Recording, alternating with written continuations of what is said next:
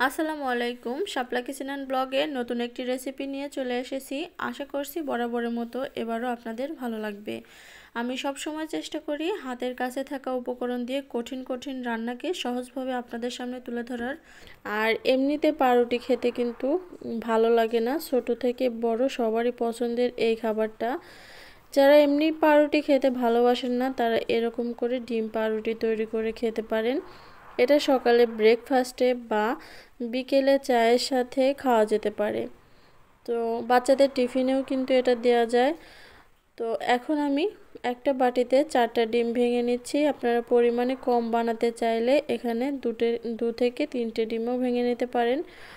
সামান্য লবণ দিয়ে দিচ্ছি পরিমাণ মতো, আর 2 চা চামচের মতো চিনি দিয়ে দিচ্ছি। আমার যেহেতু বাচ্চারা খাবে তাই চিনি দিয়ে দিয়েছি। আপনারা যদি ঝাল পছন্দ করেন সেক্ষেত্রে এখানে মরিচ, পেঁয়াজ এবং ধনিয়া পাতা সবজিও দিয়ে দিতে পারেন। এভাবে ভেজে খেলে অনেক ভালো লাগে। তো কড়াইতে পর্যাপ্ত পরিমাণে তেল দিয়ে দিয়েছি, আর মিডিয়াম হিটে রেখে এটা ভেজে নিতে হবে। লো হিটে কিন্তু রাখা যাবে না, লো হিটে রাখলে পাউরুটির মধ্যে অনেকটা তেল ভরে যাবে, তখন আর খেতে ভালো লাগবে না। তো এভাবে ডিমের গোলায় ডুবিয়ে আমি পাউরুটিগুলো ভেজে নেব। হাই হিটেও রাখতে যাবেন না, হাই হিটে রাখলে কিন্তু পুড়ে যাবে। মিডিয়াম হিটে রেখে এটাকে ভেজে নিতে হবে। যে সমস্ত বাচ্চারা সকালের খাবার খেতে চায় না, ভাত রুটি কোনো কিছুই পছন্দ করে না, তাদের সকালের খাবার হিসেবে এই ডিম পাউরুটিটা বানিয়ে দিতে পারেন। ডিম পাউরুটি বানাতে একদমই কম সময় লাগে, হাতে 5 মিনিট সময় থাকলেই এই নাস্তাটা বানিয়ে দেওয়া যায়। আর বাচ্চাদের টিফিনেও এই নাস্তাটা দিলে ওরা খুব খুশি হয়ে যাবে। তো এভাবেই সবগুলো আমি ভেজে নেব। অনেকেই হয়তো এই ডিম পাউরুটি খেয়েছেন, আর যারা খাননি তারা এইভাবে একদিন বাসায় ভেজে খেয়ে দেখতে পারেন। এটা রাস্তার পাশে মামারাও এরকমভাবে ভেজে বিক্রি করে।